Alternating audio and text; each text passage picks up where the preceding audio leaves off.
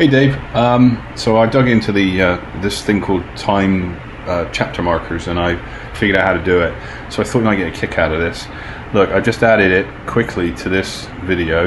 You can see I've got different chapters, and see how the words are appearing above the marker. So it says that this is this chapter. Anyway, this is how you do it.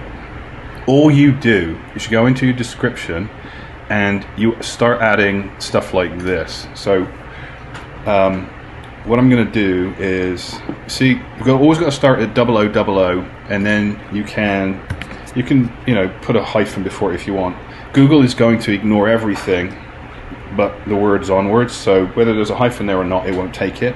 So you could do that, and then all you do is you put something like this. So I could say the next one starts at time code 10 seconds and call it, I don't know, now what, question mark, right? So you save it and it applies that, it does magic, and that's it really. All you do is this. By the way, some people have taken to doing this, and they something like this, which I thought was kind of cool too. But when we go back and we watch the video, huzzah, check this out.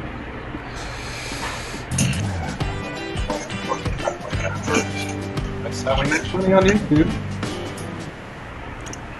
Alright, here's one of my #1 secrets to time management. Okay?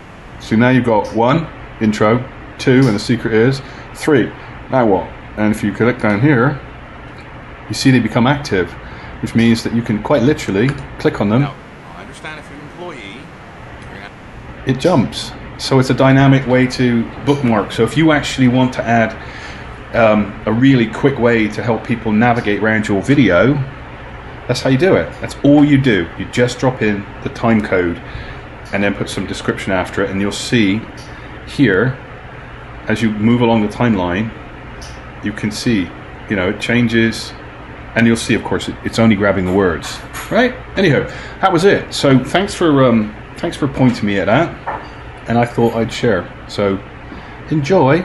I've got to see if I can find my videos now. Where did they go? Oh, it's up here. Ta-ta.